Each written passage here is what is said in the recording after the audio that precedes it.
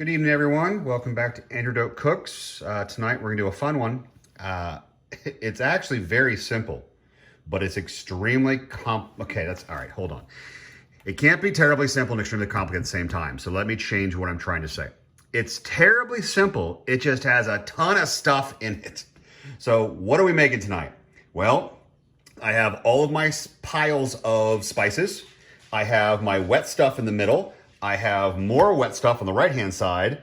I'm going to dice ever so finely a green pepper. Little known fact, at least I didn't. My wife has to remind me because I'm terrible at remembering this. Did you know that you can tell a different application for a green pepper based on the number of nodules on the bottom? So for instance, because I've got 3, this green pepper is good for baking or cooking.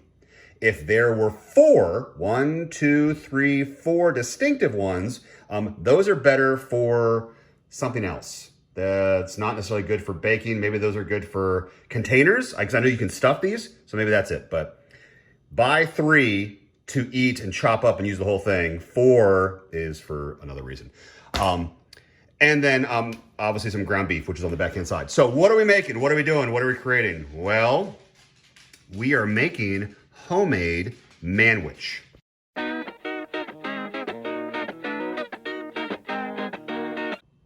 So we've got a lot of spices. I've got paprika, I've got salt, I've got garlic powder, I've got chili powder, celery powder, white ground pepper, mustard, and some black pepper. Yes, we're going to be using Heinz ketchup. I'm actually going to double the recipe, so we're going to be using 2 pounds of ground beef. I actually like to use white wine for this as well. It brings a different flavor to it. I've got 2 cans of tomato sauce to add. I do have my minced garlic. I'm going to dice up my green pepper. And then frankly, we're going to take all of this, mix together and cook it up. It's just that simple. So it's not hard. It just takes a lot of different elements for it to all come together. So let's chop up some green pepper. So while I was talking about the uniqueness of the bottom of the green peppers, my wife in the background was listening to me and was doing some research, and she just looked it up, and it has been since debunked by a botanist. That is no longer the believed intention of the differences on the bottoms. They're all the same now. So the things you learn online. So we are gonna chop up this guy into very, very small bits. I'm gonna stick it inside of my bowl because this is the most involved aspect of the whole meal. Everything else, you just throw into a cast iron skillet, which we'll do in 1 second. So while I was talking about the uniqueness of the bottom of the green peppers, my wife in the background was listening to me and was doing some research, and she just looked it up, and it has been since debunked by a botanist. That is no longer the believed intention of the differences on the bottoms. They're all the same now. So the things you learn online. So we are gonna chop up this guy into very, very small bits. I'm gonna stick it inside of my bowl because this is the most involved aspect of the whole meal. Everything else, you just throw into a cast iron skillet, which we'll do in 1 second.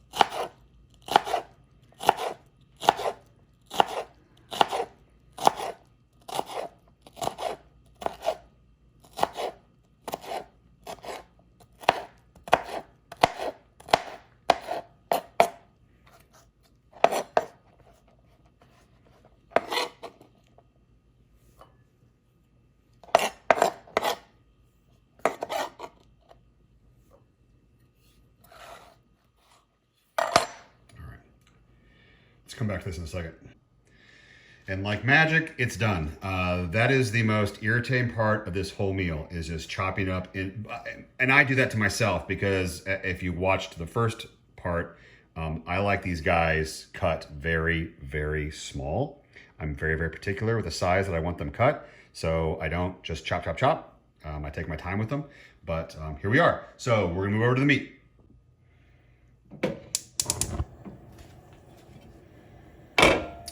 So I'm not putting oil in the cast iron pan. I'm not putting vegetable oil. I'm not putting peanut oil. I'm not putting olive oil.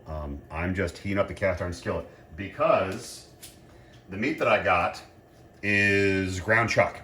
It's 80-20, meaning that there's a whole lot of fat in here. So I'm gonna cook the ground beef pretty quickly. And then I'm going to drain off all of the excess fat, and then bring it back online. And then what I'm going to do is then we're going to push the ground beef to the side, and then we're going to use any residual fat we have left over, and we're going to glaze it with the diced green pepper. And then we're gonna char the heck out of that, because I love how charred green pepper mixed with the ground beef foundationally works beautifully for our homemade Manwich. So you might be asking yourself, well, this seems weird. Why homemade Manwich? You can buy a Manwich in a can. Why not just brown the ground beef, Andrew, and then, you know, make it a whole lot easier on yourself? Well, I will tell you that for years, that is what we did. My wife and I would have I don't know, every couple of weeks, every month, you know, it's a cheap meal, you know, meal in a can. Grab your Manwich can, grab a pound of ground beef, grab some buns, boom. Not a hard meal. What I found over the years was that I couldn't quite shake this weird kind of taste that I would have after every time we would make Manwich at home. And it occurred to me, I'm tasting the meat. I'm tasting the metal. I'm tasting the metal from the can. So I started doing some research and started looking around to see, can you do Manwich at home? Can you do it from scratch? Can you get Manwich to taste even similar to how it does in the can without the can flavor? Well, you can, and this is how. So let's brown this. Let me cook off some of the fat, and then we'll come back.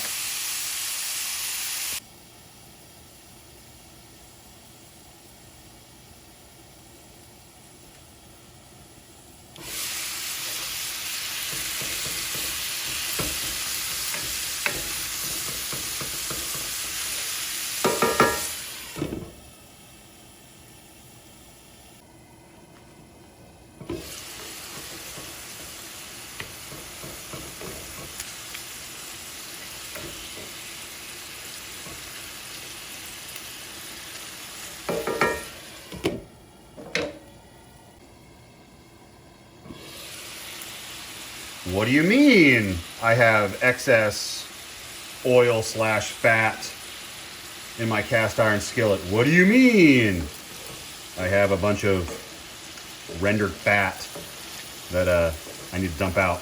You know, I get a bunch of flack for some of the things that I do. I get flack for dumping out my pasta water. I get flack for dumping out my duck drippings. I get flack for all kinds of reasons. And one of the reasons I get flack is that people cannot believe that I dump out the fat in my ground beef. Oh, I cannot believe you're wasting flavor. And well, then I'm wasting flavor, because that's gross. I'll be right back. And we're back. And my liquid is gone. Let's turn the burner back on. Okay, I'm on high. So what I'm gonna do now is I'm actually gonna move my cast iron skillet a little further back. All right, so I'm exposing. So what I'm doing now is I have my burners right down there. So my burners are gonna focus all of their heat in this area right here. So I'm gonna scoop my ground beef back a little bit and make myself kind of a little reservoir area or a holding pattern.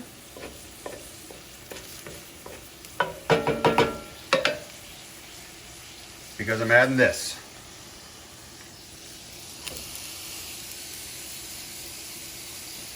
And then we are gonna cook this green pepper. Whoa, that's hot.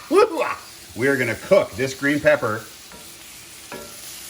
for about, I don't know, 5-10 minutes. Well, it's super hot doing it this way. I should put one of my gloves on. So we're gonna cook the green pepper now for about 5-10 minutes. I'm just spreading it out to spread out the surface area, but I want to get this black in spots. I want to be able, when I come back, to turn this over, and I want us to see some black spots on here. So, see in a few seconds.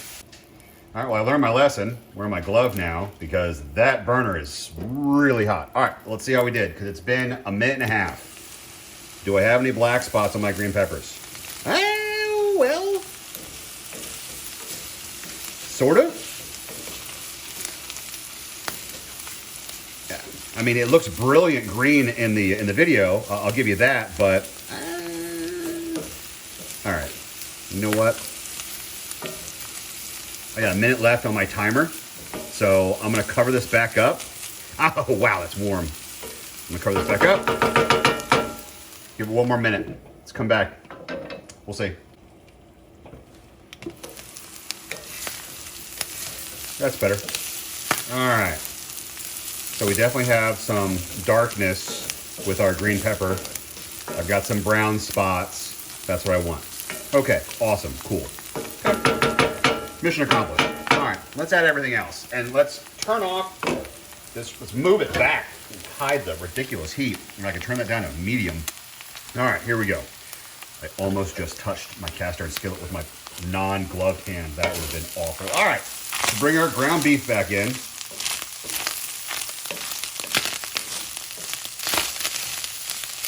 Okay. Ooh, I even got some nice brown spots on my ground beef. Oh, that's wonderful.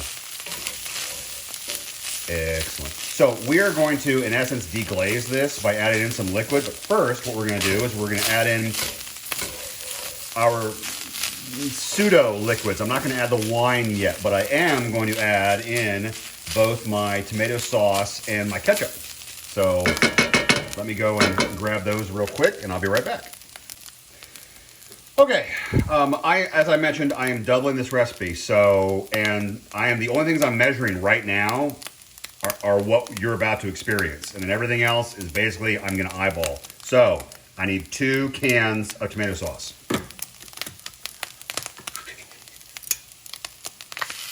That's 1.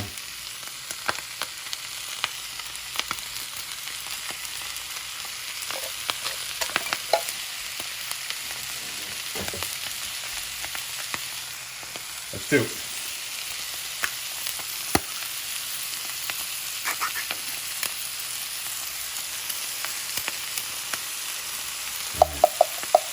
And yes, I could be introducing my liquid into the can to get all of it out, but it's, for tonight, it's fine. It's okay. It's just us. So I am going to carefully fold this in. And the only reason why I'm being careful is because I just don't want it to splatter, because my cast iron is really hot right now, and that's okay. Even though I have it down to medium temp, I will most likely bring it down to a simmer once I get everything in the pan, but we'll cross that bridge when we get there. All right, so, okay. It already is starting to smell delicious, and I've added no spice to this whatsoever. This is, right now, this is meat, green pepper, so 2 pounds of ground beef, 1 green pepper, and 2 cans of just good old tomato sauce. And oh my goodness, does that look delicious. I've added nothing else yet. Okay.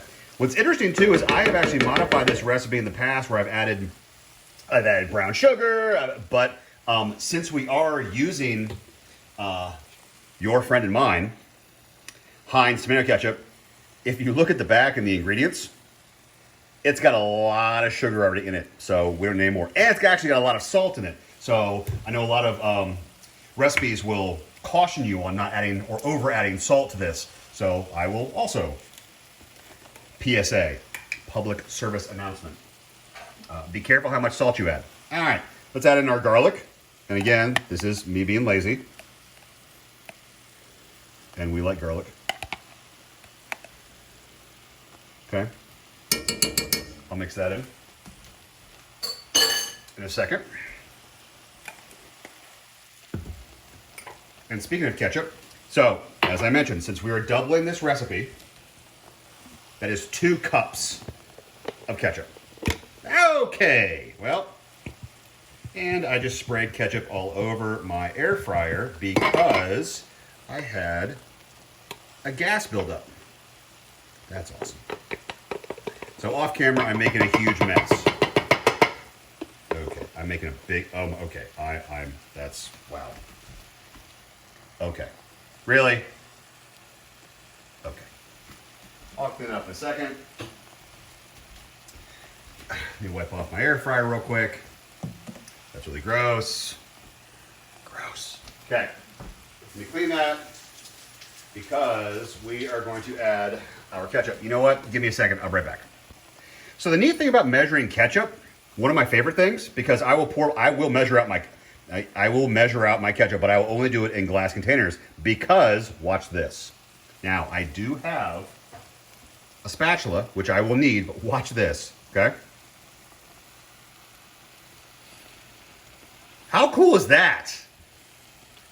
I mean, without using the spatula, I mean, I nearly have all of the ketchup out of my measuring cup. That is awesome. That's why I love ketchup. It just slides right out. I actually miss the glass jars you used to have at diners. I sound like a 100-year-old moron talking about glass jars of ketchup in diners. All right, that's 1 cup. I need a second one. So let's squeeze it out off camera. Now, if you're making this recipe without planning ahead, you might think to yourself, I got plenty of ketchup. It's fine. Well, you're going to use a lot of ketchup, and you are going to eat up your ketchup supply. So I'm here to tell you, buy another jar of ketchup. Just have it on hand, because no one likes busting out hot dogs or hamburgers or French fries and having no ketchup available. And with the excuse, well, we made homemade Manwich. That's not gonna cut it. All right, so let's mix this up, and then I'll come right back for all the spices. So not unlike the La Brea tar pits in California, what's gonna happen now is the concoction that you've just created is going to have and require the gases to escape.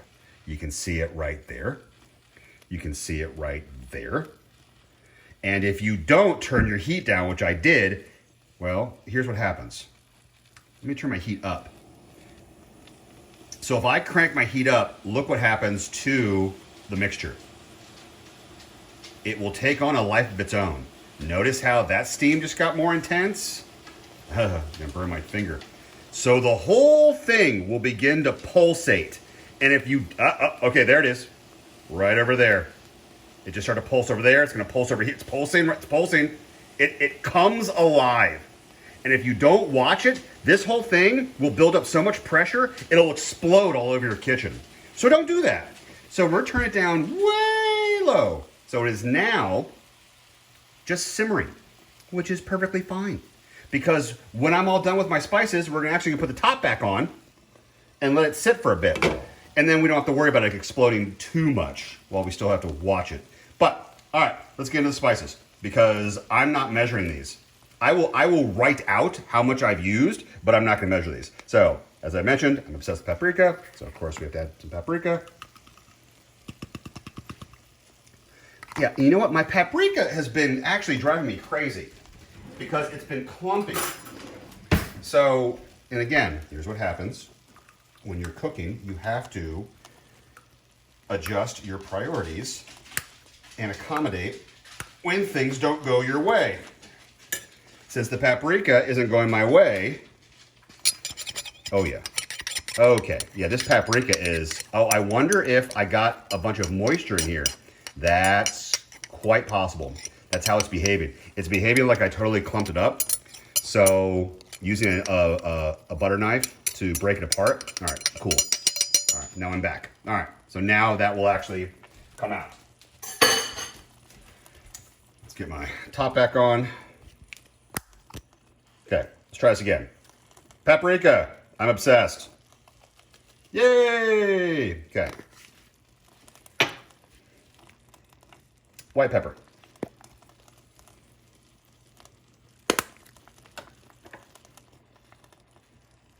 Celery seed.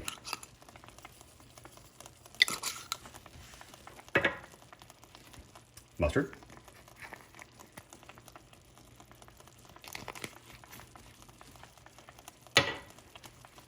Onion powder.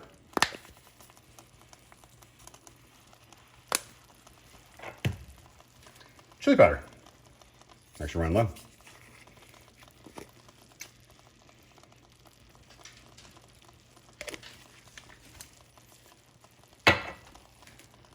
Pepper, just ground black pepper. And last but not least, salt. So it is my suggestion at this stage in the game, once you've added all of your other spices, before you add your salt, take all of your spices and all of your tomato sauce and your ground beef and your green pepper and everything together. Mix it up. Cover it. And then taste it. You might not need salt. I mean, like I said, there's plenty in the ketchup. And you and I both know they added salt to that tomato sauce that we had, those 2 cans. So there's plenty of salt in here. So taste it. And again, there's nothing wrong if you, and you know what? Here. So this has not come together nearly as long as I would have normally given it. Oh my gosh, that tastes incredible. Okay, wow. I'm changing nothing except I'm gonna add a few things. So yes, I'm gonna add a little bit of salt. But what I'm gonna do is I'm gonna do the tried and true method of measuring out my salt because I'm lazy. That's how much salt I'm adding.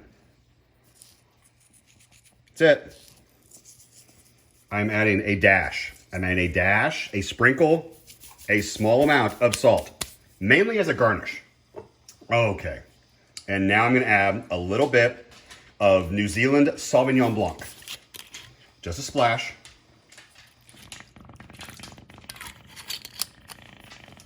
And then I'm going to mix this up very carefully because that liquid is now competing with the sauce and that texture and all of our steam that's coming up from the bottom of our very, very hot cast iron skillet. Okay, so, sorry my voice got a little weird because my mouth is watering because this tastes incredible. So I'm now gonna put the top back on. We're gonna cover this. We're gonna let this simmer for about 15 minutes, have all these flavors come together, and then as a family, we are going to bust out some slider buns. We got some generic potato chips. I know that there's some fruit in there, so we're gonna keep a super casual Monday night dinner. And we'll have plenty for leftovers. So what we will do when this is done is we will then portion these out individually into freezer Ziploc bags, label them, date them, and stick them in the freezer so that these can be individual servings for at least 4 humans at a time. So let's cover this up and we'll be back.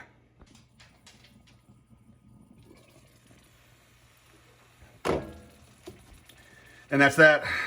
That's how you make homemade Manwich. It smells incredible. I mean, we've put this over nachos. We've done this on buns. We've done this on bread. Tonight we're doing it for sliders. We've done it in crackers. We've stood over the stove and eaten this with a spoon. I mean, there have been times where this has not made it off the stove, that we've just eaten it straight from here and then packed it up. So I hope you all enjoy. Any questions or comments, as always, drop them in the video. Otherwise, have a wonderful Monday, everyone. I got a broken face.